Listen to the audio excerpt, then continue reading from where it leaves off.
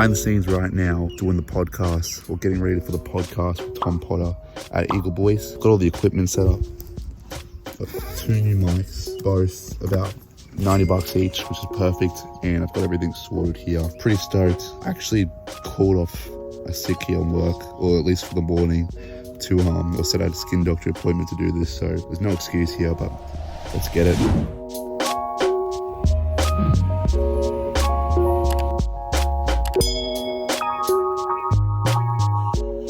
Finally made it to the office of the podcast. No idea what I'm doing, but let's get to go. Got the podcasting gear all set up right now. Check out this. Oof. In a proper office too. Like, this is gonna be a huge interview. Get keen, let's hit it up. Actually should be pretty sick though. Got the Audacity set up and everything. Look at that mic. Let's hit it.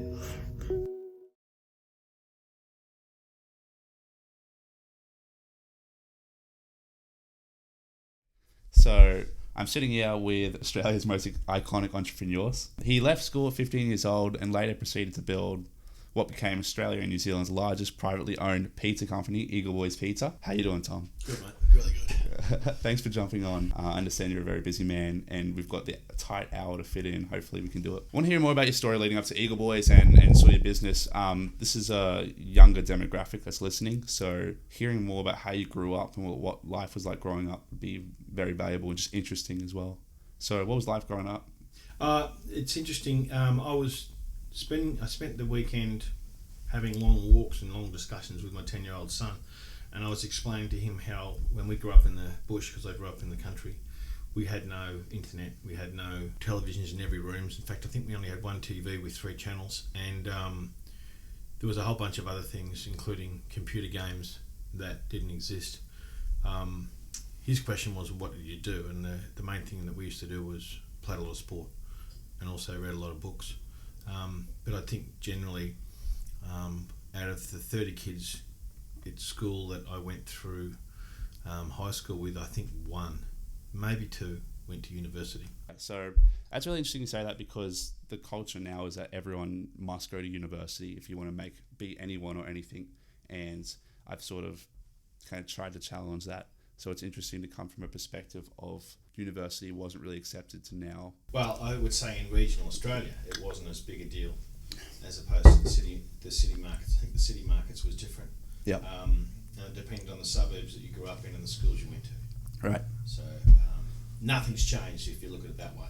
If you went to the elite private schools in the city in those days, you were probably the majority that went to university. Okay. If you went to the public schools in regional Australia, you're probably the minority that went to university. What did you want to do at that age, or towards the younger age of school? For me, I always had a great passion for food, and my man was in the food industry. His father was in the food industry, so there was probably a bit of genetic. And I sort of have this theory that half of where you end up is because of the genes, and the other half is because of the environment. Right. Yeah, and the old man mum and dad had a small business, so I was working in a small business environment, and they were in the food and beverage industry. Obviously, you said you started working for your dad's company, right, in the food industry. How did you kind of deal with that in terms of, was there a bit of adversity there jumping into that, or was that very common to go jump? No, it's very common, and you just did it. For me, I only worked school holidays, after school, before school. So culturally, small business, that's the way it works. But you left school at 15. What? Yeah, but I didn't leave school to work for Dad. I left school to go and actually do my apprenticeship as a baker. But if you went in as a 15 or 16 or 17-year-old and you're riding a push bike, yeah, they would sort of go, yeah, we'll employ this kid because by the time he's 18 or 19, he'll be fully qualified. Right. So I had made up my mind that I wanted to go and work as a chef, a baker, or a pastry cook, or something like that. I didn't want to work as a butcher. And then I started scouring the papers, and then ads came up, and there was a particular role for a baker. I applied for it, and I got it. It was just luck.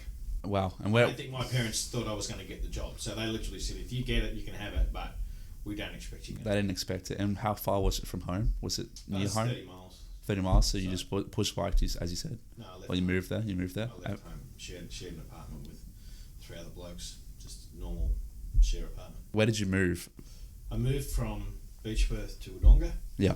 And there was an apartment there that I shared with three other fellas. Right, cool. And you paid rent. How? Because your apprenticeship, that was able to pay for the rent at that time? Wow. Yeah, it's pretty basic. It was I think we used to earn $69 a week in the first year plus overtime for Sundays, which probably took you up over $100. But it was pretty tough. How many hours were you working then? Normal. It was normal, like 8 hours a day, 5 days a week, and then Sundays. So you always work 6 days a week. You work. Yeah. Okay. Cool. That's So the Sundays way, as well. It's just the way it was in those days.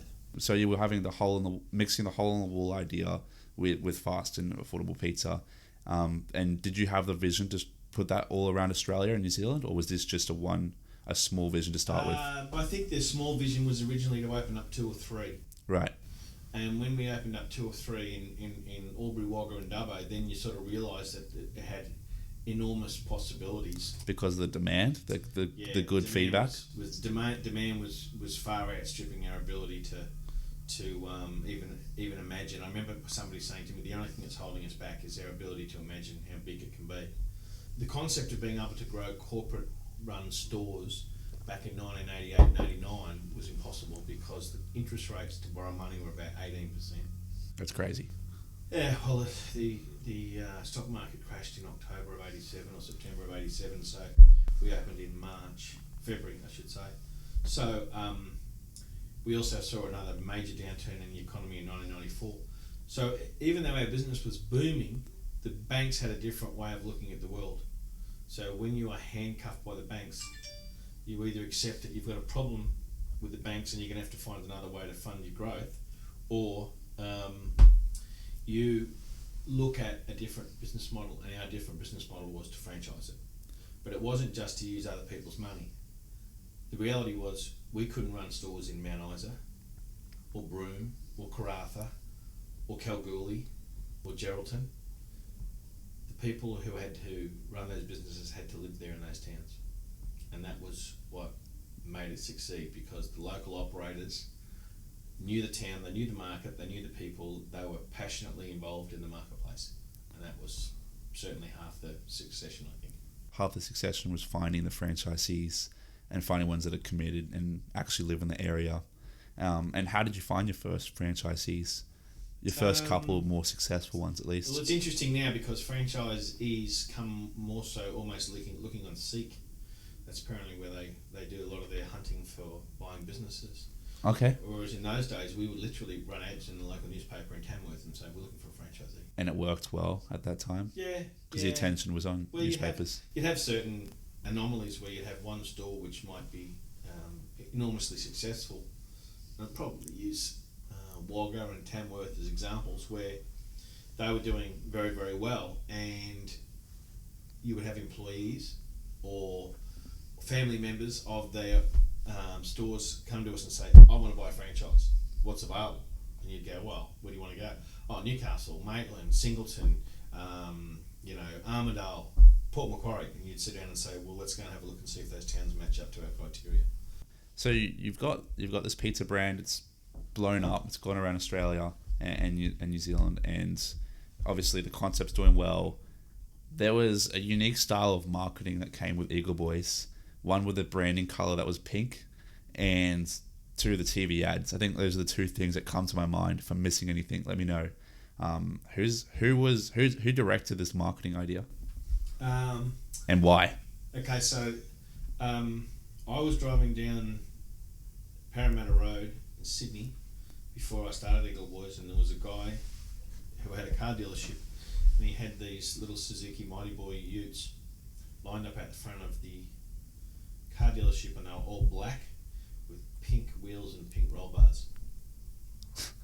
I looked at it and I thought, I've never seen anything that stands out so bright as that. So that was when I was convinced that we should be pink. So we used a pink. It was more of a solid pink than a sort of a gaudy kind of in-your-face pink.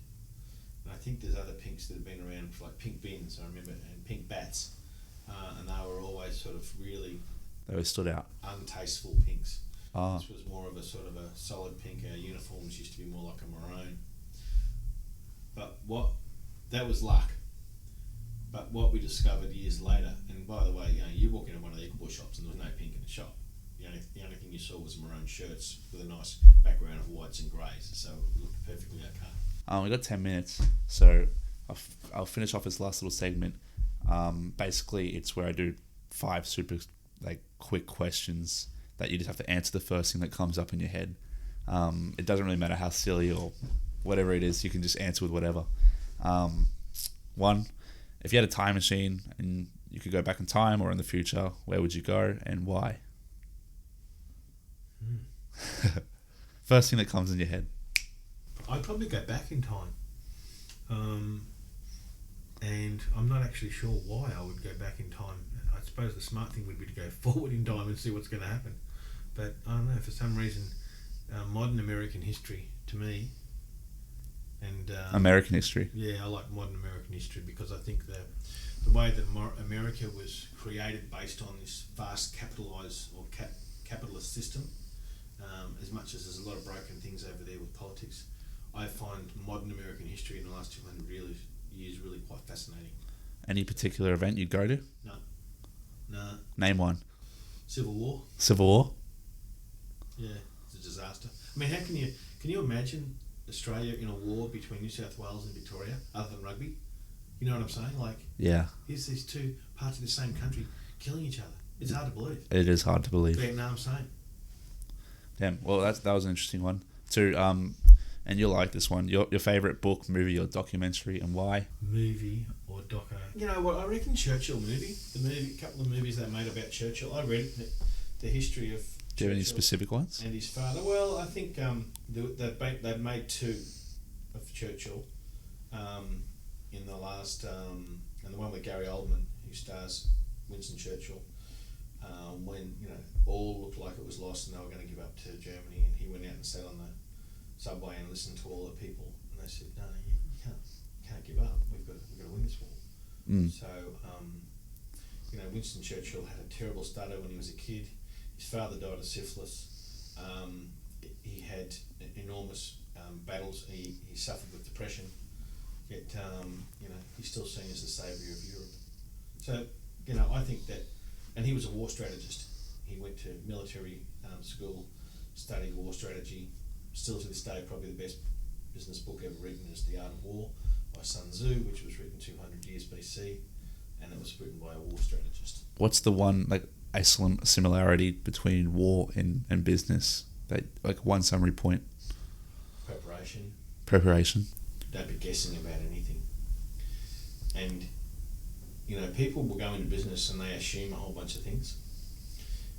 You would hate to think the captain or the pilot gets on and assumes you've got enough petrol to get there of the plane that you're about to fly on. And you'd hate to think that the guy that's leading your military is not quite sure of military intelligence. All right, I'm going to move on for time's sake. If you did one thing differently in your 20s, what would it be? A short answer. Bring in a board of directors to help me with Eagle Boys from day one. Is entrepreneurship something you're born with, or can it be developed? For me, I think I was born with it. Born with it? Parents? Yeah, both sides. Especially on my mother's side, they're entrepreneurs, risk takers. So you said, because you said about the environment and your genetics, that seems to be the 2 things. That's really interesting. And you lose everything, have $0 to your name. You have 30 days to make 10K. What would you do? In a short answer. To make 10,000? Yeah. I have no idea. I've got 30 days. You have 30 days. Yeah. I'd have to go and get prepaid for some work that I'm going to do. Prepaid for some work? I think I've got enough friends around that I'd be able to go and say to them, I'm going to do some work for you, but you're going to have to pay me now. And they'd say, okay. Oh, yeah? Like what work? Just anything? Consulting work, probably. Consulting work? Yeah, right. I'd say so. I feel like consulting is a good answer there. Final notes. What are you doing now, Tom? What is your thing now? In the last 6 months, we've been observing from the sidelines the possibility of buying a retail food group. It doesn't look like that's going to come to fruition, which is a tragedy for the franchisees, because I think we could have actually done a wonderful job of that business. Who is Retail Food Group for context? So Retail Food Group is Australia's largest retail food group. They have brands such as Crust Pizza and Zarafas. Donut King. No, Zarafas are not in there. No? Okay. Gloria Jean's Coffee. And they have gone from $7 a share down to about 17 cents. They've been badly run. $7 to 17 cents. Yeah, they've been a biblical disaster. and that they're still being run badly. I was about to say, can I take a guess why? Is it because of the board or the decision makers there? All that, exactly the same thing. Yeah, so we've been looking at that, but that doesn't look like it's going to happen. So at the moment, it's a sort of a mixture between playing around with a couple of new retail concepts, doing a bit of public speaking, a little bit of consulting, playing a bit of golf. Just did the interview and it was really good. We spoke. We were originally going to go to his place, but we ended up instead going to an office that he owns, which is brilliant, works so well. Did the recording, went for an hour. It was perfect, so amazing. The content's going to be fire. I'm going to try to upload that tonight. Just had sushi too, which is really good, so kind of stoked. But got to head to work now. Keen to get the footage out. I'll catch you when the video's there. Cheers.